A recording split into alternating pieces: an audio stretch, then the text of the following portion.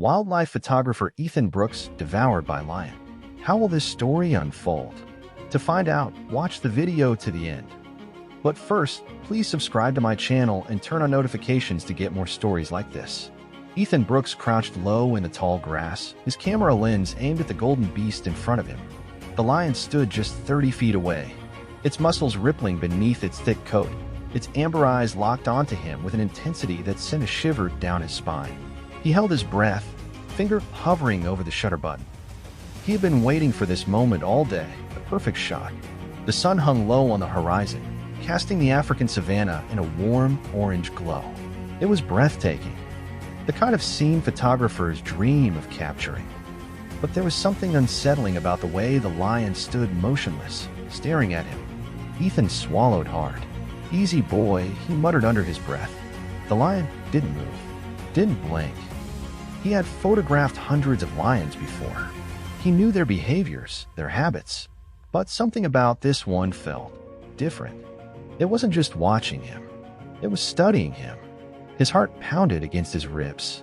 Then click. The camera's shutter echoed in the silence. The lion's ears twitched. Its nostrils flared.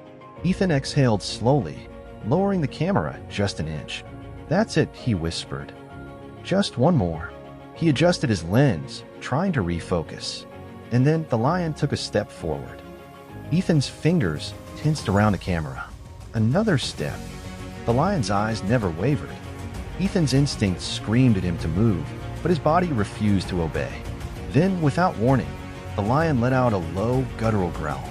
The sound rumbled through Ethan's chest like distant thunder. He felt a sudden, chilling realization. He was no longer the observer. He was the prey. Just 12 hours earlier, Ethan had been sitting around a campfire, laughing with his guide, Juma, and the rest of the team. "You don't understand," Juma had said, his dark eyes flickering with firelight. "This is not a normal lion. This one is different." Ethan had smirked, sipping his coffee. "They always say that." Juma shook his head. "No, I mean it. Mufasa is no ordinary lion. He hunts alone. He does not fear men." Ethan had waved him off.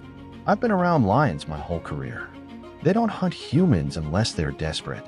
Juma's jaw tightened. "Then why do you think no one has seen the last two men who camped here?"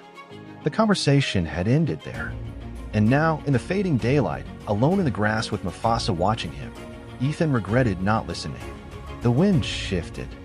Ethan could smell the animal now, earth, musk, raw power. The lion took another slow step forward. Ethan's hands felt clammy against his camera. His brain screamed at him to back away, to move, to run. But running would be a mistake.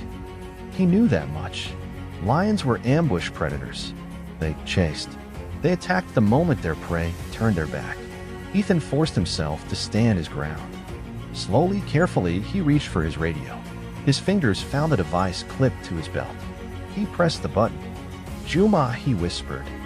No response. He'd try again. "Juma, come in." The radio crackled. Then silence. His blood ran cold. He wasn't just alone with a lion. He was alone completely. Mufasa took another step closer. Ethan adjusted his grip on his camera, trying to think. Lions usually gave warning signs before attacking. A tail flick, flattened ears, sudden burst of movement. So far, Mufasa had done none of those.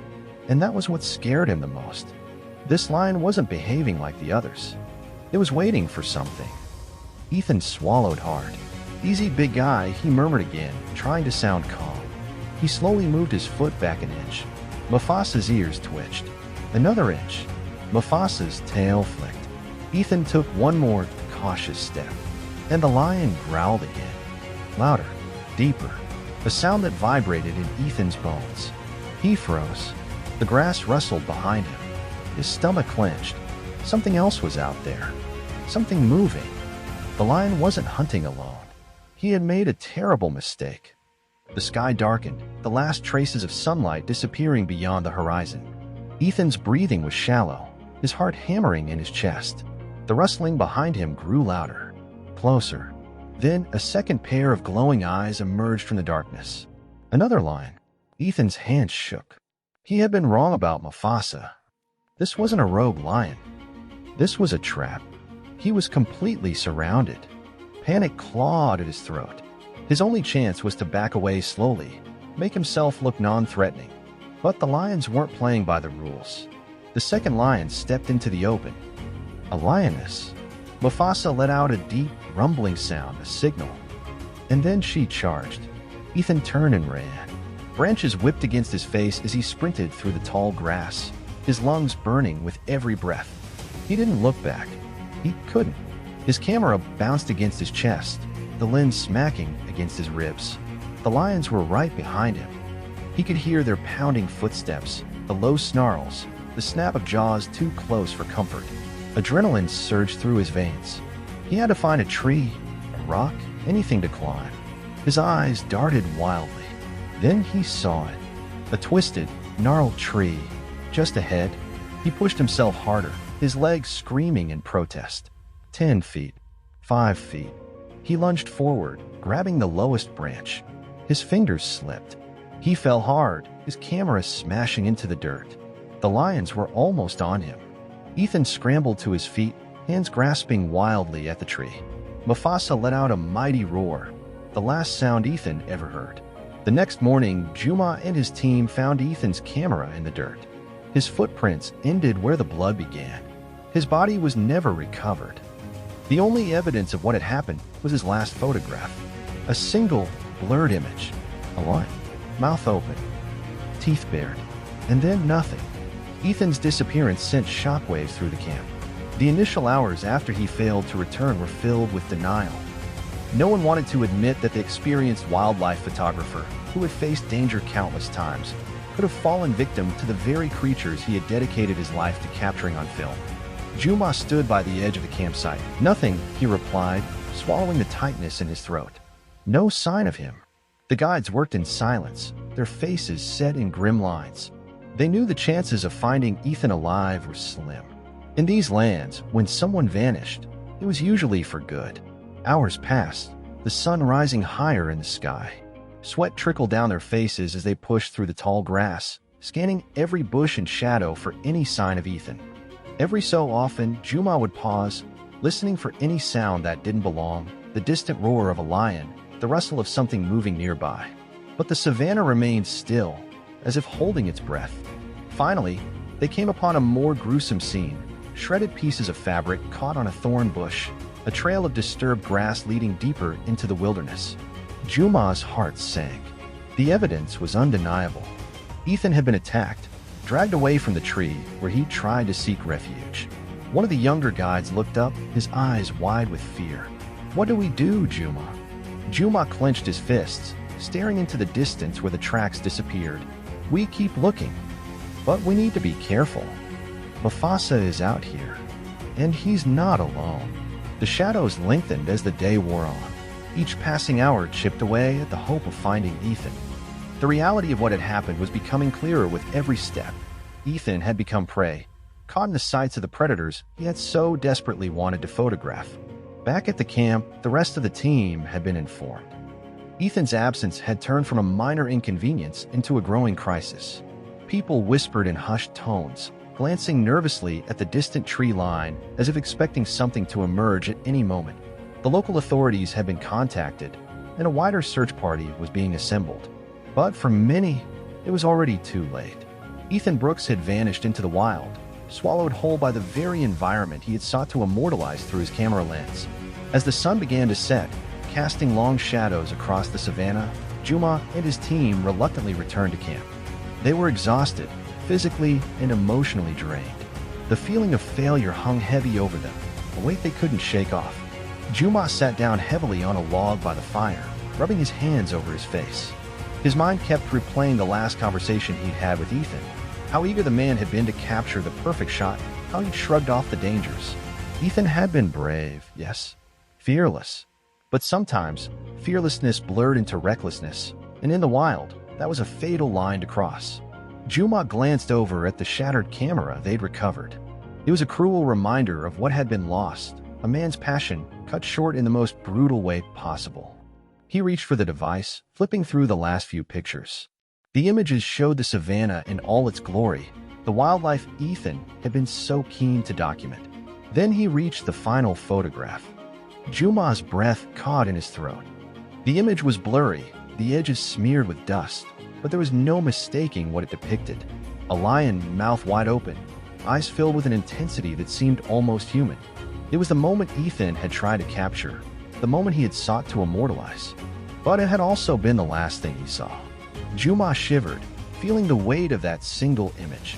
It wasn't just a picture. It was a warning, a stark reminder of the untamed power of nature and the thin line between the hunter and the hunted. That night, the camp was silent. No one spoke of Ethan as they sat around the fire, the flames crackling in the darkness. The guides kept watch, their rifles close at hand, eyes scanning the horizon for any sign of movement. The lions were out there, somewhere in the shadows, watching, waiting. Ethan Brooks had come to capture the wild, to bring its beauty and majesty to the world. But the wild didn't belong to him, didn't bow to his demands. And now his story would become part of the very landscape he had loved. One more legend in the savannah, a tale told in whispers around campfires, a cautionary reminder of what happens when man forgets that in the heart of the wild, he is not the master. Juma closed his eyes, listening to the distant roar of a lion echo across the plains. It was as if the king of the savannah was announcing his victory, reminding all who would listen that this was his domain, and those who entered did so at their own risk. As the fire burned low, Juma thought of Ethan's passion, his courage, and ultimately, his tragic mistake. Tomorrow, the search would continue, and the authorities would arrive. But deep down, Juma knew the truth. Ethan was gone, taken by the very thing he had tried to capture. The sun rose over the savannah, painting the landscape in hues of gold and crimson. The morning air was crisp, carrying the distant echoes of wildlife stirring to life. But for the search party, there was no beauty in the sunrise, only a reminder that another night had passed without finding Ethan Brooks. Juma stood at the edge of the camp, scanning the horizon. The search party had grown overnight, now including park rangers and local authorities. Armed men and experienced trackers prepared to follow the trail once more. But Juma knew what they were likely to find, if anything at all. A deep sense of unease settled in his chest. He had spent his whole life in these lands, and he understood one thing better than most. The wild did not give back what it had claimed. The head ranger, a hardened man named Kofi, approached him. His rifle was slung over his shoulder, his face lined with experience and quiet understanding. "You're sure about where the tracks led?" Kofi asked. Juma nodded. "They vanished into the northern ridge. That's lion territory." Kofi sighed. "Then we already know how this ends." Juma didn't argue. They both knew the chances of Ethan being alive were non-existent. But they had to try, for closure, if nothing else. The group moved out in silence, their boots crunching against dry grass as they followed the trail. They walked for hours, the rising heat pressing down on them. The savannah stretched endlessly ahead, the tall grass swaying in the breeze. Juma trailed behind the others, his mind replaying his last conversation with Ethan. The excitement in the photographer's voice, the stubborn determination in his eyes.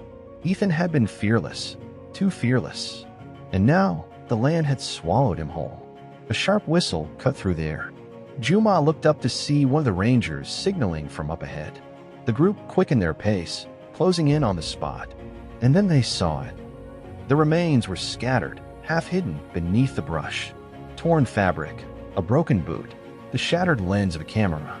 The earth was disturbed, the signs of a struggle clear in the dust. The men exchanged glances, their expressions grim. Juma knelt, picking up what was left of Ethan's backpack. It was shredded, the straps hanging loose, the fabric stained with dried blood. He swallowed hard. There was no body, no bones, just remnants of a man who had come too close to the wild. Kofi exhaled. "This is all we'll get." Juma stared at the torn remains for a long moment before nodding. They would never find Ethan. The lions had done what lions did. The savannah had reclaimed him. The men gathered what they could and turned back toward the camp, their movements slow, weighted with the finality of it all. That night, Juma sat by the fire, staring into the flames. The wind howled through the trees, carrying the distant roar of a lion. He closed his eyes. Ethan Brooks had come here to capture the wild. Instead, he had become a part of it. The campfire crackled softly, sending flickering shadows across the faces of the weary search party. The silence between them was heavy, broken only by the distant howls of hyenas and the occasional rustling of the wind through the tall grass. No one had much to say. They had found what they could of Ethan Brooks, and now there was nothing left to do but accept it.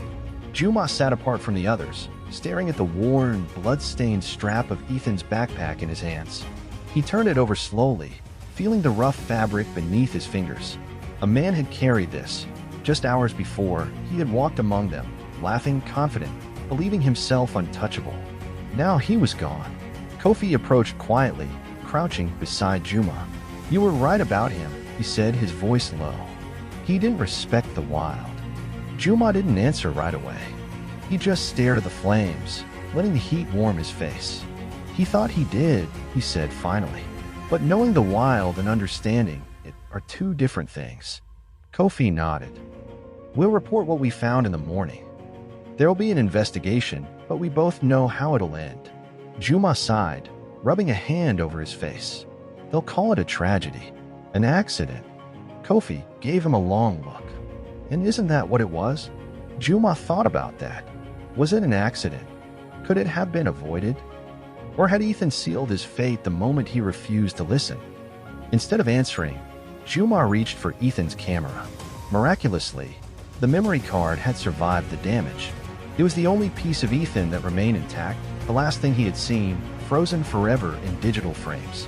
Juma hesitated for a long moment before inserting the card into his own camera.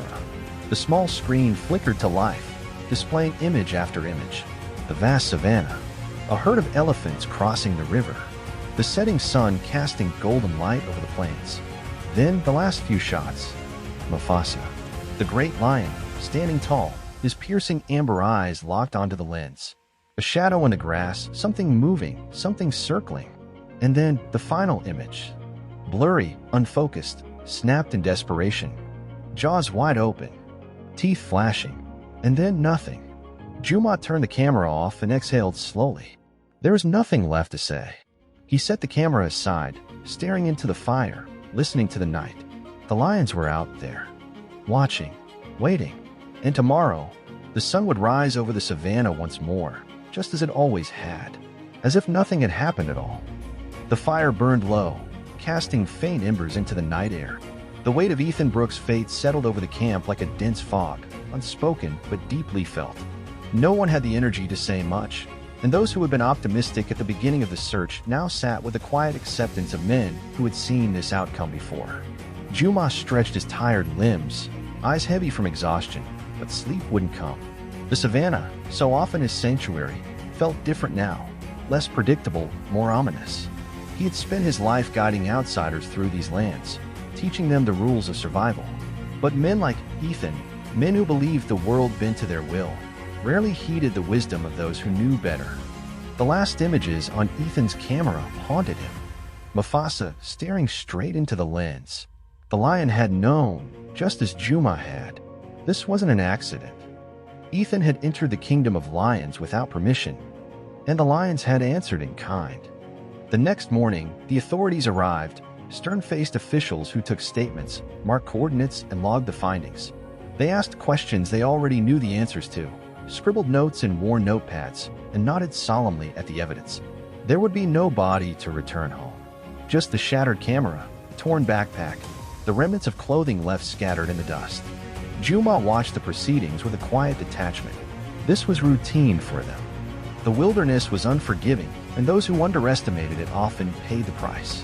As the sun climbed higher, the last official closed his notebook and turned to Kofi. "We'll file this as an animal attack. A regrettable loss." Juma scoffed under his breath. "A loss, yes, but regrettable." That depended on who you asked. The lions had simply done what lions do. Still, there was a part of him that wished Ethan had listened, had seen the warning signs before it was too late. By midday, the team packed up camp. The weight of finality settled over them as they loaded their trucks, the dust swirling in the hot air as engines rumbled to life. Juma hesitated before stepping into his vehicle.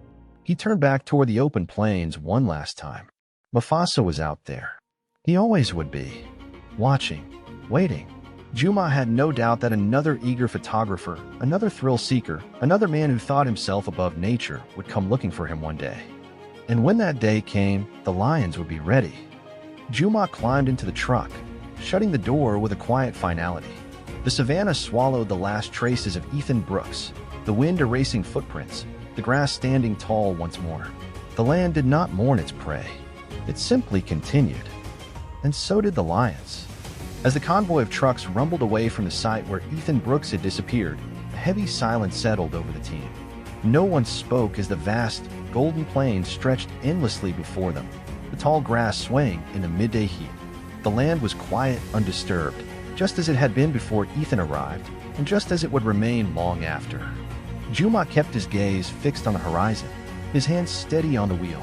He had guided tourists, filmmakers, and researchers through these lands for years, but this was the first time he had witnessed a man walk willingly into the jaws of the wild with such unwavering arrogance. He had seen foolhardy men before, but Ethan had been different. It wasn't just bravery that had led him to his fate, it was an unwavering belief that he could control the uncontrollable. The camp was dismantled by the time they returned, leaving little trace that they had ever been there. Juma parked the truck and stepped out, his boots crunching against the dry earth. The rangers, now finished with their official reports, were already preparing to leave. There was nothing more to be done here. Kofi approached, arms crossed over his chest. "We'll close this case in the next few days," he said. "The officials will notify his family." Juma exhaled through his nose, his expression unreadable. "And what will they tell them?" Kofi hesitated, then shrugged. That he got too close. That he became prey. He kicked at a loose stone on the ground. "That's the truth, isn't it?" Juma looked past him, out into the wilderness, where the sky stretched wide and endless. "The truth is that he didn't listen." Kofi sighed. "Most don't." The thought lingered between them for a moment. Tourists, journalists, filmmakers, they all came with the same hunger, the same fascination. They wanted to see the wild, but they never truly wanted to understand it. They wanted the thrill, the perfect shot, the moment that would set them apart. But the wild did not care for ambition. It did not care for ego. It simply was, and it always won. Juma ran a hand over his face, feeling the weight of it all. "Are we notifying the other camps?" he asked. Kofi nodded. "We already have. The area will be restricted for a while. No more photographers, no more researchers. Let the land settle." Juma nodded. It was a small mercy, but a necessary one. The lions had feasted. They would not hunger again for some time. The men dispersed, gathering their belongings, preparing for their next assignments. Life would move on, just as it always did. Juma retrieved Ethan's broken camera from the back of the truck. The shattered lens glinted under the harsh sun, a cruel reminder of how quickly it had all ended. That night, as Juma sat by a small fire outside his tent, he inserted the memory card into his own camera one last time. The images flashed by in silence. The pride of lions, resting beneath the shade of an acacia tree. The dust clouds rising in the wake of a herd of wildebeest. The silhouette of Mufasa, watching, waiting. Then, the final image. The blurred motion, the open jaws, the eyes locked onto the lens. The last thing Ethan had seen. Juma turned off the camera and leaned back, staring at the stars above. The wind carried the distant sound of a lion's roar across the plains, a deep, reverberating echo that settled into his bones. The king of the savannah had claimed his throne once again. Tomorrow, another photographer would come, another journalist, another thrill-seeker, and the lions would be waiting. They always were.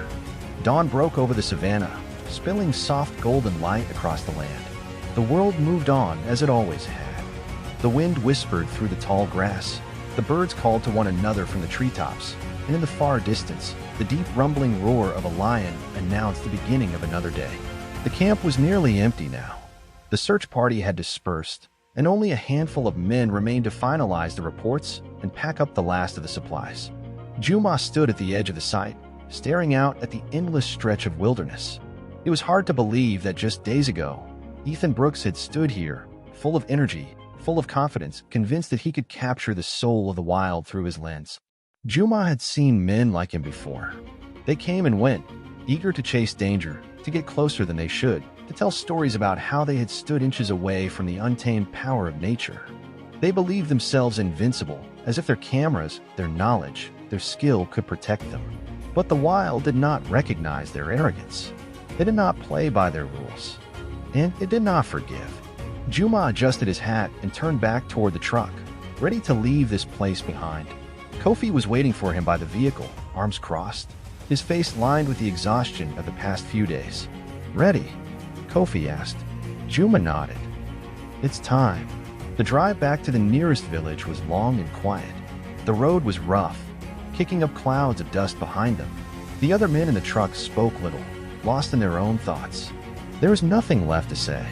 Hours later, when they finally reached the outpost, Juma handed over the last of the official reports and retrieved his own belongings. He'll be heading home soon, back to his family, back to the place where he belonged. Before he left, he found himself wandering into the small communications office where Ethan's remaining equipment had been stored. His camera bag sat in the corner, untouched since they had brought it back. The broken camera lay on the desk, the shattered lens still smudged with dust and blood. Juma hesitated, then picked up the memory card, slipping it into his own camera once more. The images flickered to life on the screen. The golden plains, stretching endlessly beneath the setting sun. The lioness, watching from the shadows. Mufasa, standing alone, powerful, unmoving. Then the last image, the blurred, chaotic moment when everything had gone wrong. Juma exhaled slowly. He ejected the memory card and placed it back in the bag. It was over now. As he stepped outside, the village around him hummed with life. Children ran through the dusty streets, women carried baskets of fruit, men bartered at the small market stands. The world had not stopped for Ethan Brooks. It had barely even noticed his absence. Juma supposed that was the way of things. As he climbed into his truck and started the engine, he took one last look toward the horizon. The lions were out there, somewhere beyond the hills, beneath the vast sky, waiting, watching, as they always had, as they always would. Juma drove in silence, the rhythmic hum of the truck's engine blending with the distant sounds of the savannah. The road stretched endlessly ahead, winding through the golden plains, the trees casting long shadows in the fading afternoon light. He had done everything he could. Filed the reports, spoke with the authorities, ensured Ethan's remaining belongings would be sent back to his family. But the weight of the experience clung to him like dust on his skin. There was something about death in the wild that felt different. It wasn't like in the cities, where people could mourn in hospitals or at funerals. Here, death wasn't an event, it was simply part of the landscape, part of the rhythm of life. Ethan's disappearance wouldn't change the savannah. It wouldn't stop the lions from hunting or the wind from whispering through the trees. Nature moved forward always. Juma knew that better than anyone. The sun had begun its slow descent when he pulled into his small village, a scattering of homes nestled against the rolling hills. It was a quiet place, far removed from the dangers of the bush, but close enough that he could still hear the distant echoes of the wild at night. As he stepped out of the truck, his wife, Amina, emerged from their home, wiping her hands on her apron. She studied his face for a moment, her eyes filled with knowing. She didn't ask what had happened. She had been married to Juma long enough to see when something had gone wrong. "You're home," she said simply. Juma nodded. "I am." She didn't press for details. Instead, she took his hand and led him inside, where the familiar scent of cooking filled the air. Their children sat at the table, their laughter filling the small space, unaware of the burden their father carried. And for a moment, Juma let himself breathe. Later that night, after the children had gone to bed and the village had settled into quiet, Juma stepped outside, looking up at the stars. The air was cool, the scent of dry grass and earth drifting in the breeze. Amina joined him, wrapping a shawl around her shoulders. "Will you tell me?" she asked gently. Juma hesitated before nodding. "A man is gone," he said simply. He thought he understood the wild, but he didn't. Amina exhaled softly. "And the lions?" Juma looked out toward the darkened plains beyond the village, the distant land that stretched for miles. "They are still there," he said. "They always will be." She reached for his hand, squeezing it gently. "You did what you could." Juma wasn't sure if that was true. He had tried to warn Ethan, had tried to make him understand. But some men had to learn for themselves. And some men didn't live long enough to realize they had been wrong. The wind shifted, carrying a distant sound across the plains. A deep, low roar that sent a chill through the air. Juma listened, his eyes fixed on the horizon. The king of the savannah was calling, and somewhere out there, beneath the vast African sky, the lions prowl the night, moving through the darkness, unseen but ever present, waiting, watching, as they always had, as they always would. Days passed, and the story of Ethan Brooks faded like footprints in the dust. The world moved on, just as Juma knew it would. His name might appear in articles and reports, maybe even in an award-winning photograph that would circulate among journalists and wildlife enthusiasts. But out here, in the vast, untamed wilderness, he was nothing more than another traveler who had dared to step too close. Juma returned to his work, guiding tourists through the bush, reminding them of the rules, teaching them the same lessons he had tried to teach Ethan. Most listened, some didn't. But the savannah had its own way of handling those who refused to respect it. One evening, just as the sun was melting into the horizon, Juma sat in his small hut, cleaning his rifle, when a familiar sound reached his ears. A roar, deep, resonant, a vibration that carried across the land like rolling thunder. Mufasa. Juma set the rifle down and stepped outside. The village was quiet, the last wisps of smoke curling from cooking fires, children's laughter fading into the evening. He walked a few steps past the edge of the huts, standing where the land stretched endlessly before him. The lion called again. Juma closed his eyes. He had spent his whole life among them, had come to know their rhythms, their warnings, their power. And in that moment, he knew with absolute certainty that Mufasa remembered. The lion had tasted man, and he would not forget. The thought made Juma's stomach twist. A lion that had learned to hunt humans was dangerous, unpredictable. It was only a matter of time before another fool wandered too close, another man who thought himself untouchable. Juma had seen it before. He knew what had to be done. By the next morning, word had already begun to spread. The park officials were discussing options. Some argued that Mufasa had to be tracked and relocated. Others, the older rangers, the ones who understood the land as Juma did, knew relocation was pointless. A lion that learned to hunt humans would always return to it. There was only one solution. Juma didn't speak as the decision was made. He simply nodded when Kofi asked if he would be part of the team. The hunt for Mufasa had begun. 2 days later, they set out. Armed and prepared, the best trackers followed the lion's trail, weaving through the tall grass, studying the prints left behind in the earth. Juma walked in silence, rifle strapped across his back, eyes scanning the horizon. For years, he had respected Mufasa, had admired him even. The lion was a survivor, a king in his own right. But now he had crossed a line. The savannah did not belong to man, but it could not belong to a lion who had learned the taste of human flesh either. As the wind shifted, Juma caught a scent, faint but distinct, the musk of a predator. He slowed his steps. The others did the same. The land was silent, too silent. Juma gripped his rifle. The hunt was over. Mufasa was already watching them. The men fanned out, their movement slow and deliberate.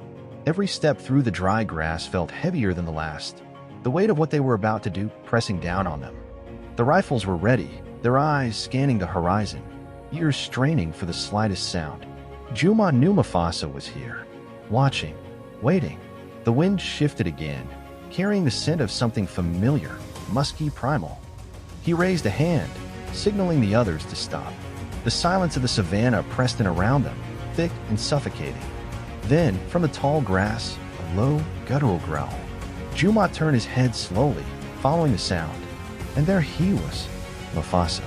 He stood at the edge of a clearing, half shrouded by the swaying grass. His golden mane rippled in the wind, his massive frame poised in perfect stillness. Those amber eyes, intelligent and unreadable, locked onto Juma. For a long moment, neither moved. Juma had seen lions many times before, but never like this. Never this still. Never this aware. It was as if the lion knew exactly why they were here, exactly what was about to happen. A slow, tense breath filled Juma's lungs. The rifle was steady in his hands. The other men stood still, waiting. Then Mufasa took a step forward. Juma's finger hovered over the trigger. Another step. The lion's muscles tensed, and then he turned, not in fear, not in submission, but in choice. Mufasa didn't run. He didn't cower. He simply walked away, back into the grass, back into the wild. Gone. The men stood frozen, staring at the empty space where the lion had been. Kofi exhaled sharply. Do we follow? Juma lowered his rifle. No. A silence stretched between them. Finally, Kofi nodded. He won't stop, you know. He's tasted blood. Juma looked out at the grass, the endless savanna beyond. He knows we came for him, he said, and he let us go. Kofi didn't argue. The men slowly turned back, their boots crunching against the earth as they made their way home. Mufasa had made his choice, and so had they. That night, Juma sat alone outside his hut, staring at the stars. The wind was cool, the village quiet. In the distance, a lion roared. Juma closed his eyes. Mufasa was still out there, watching, waiting, as he always had, as he always would.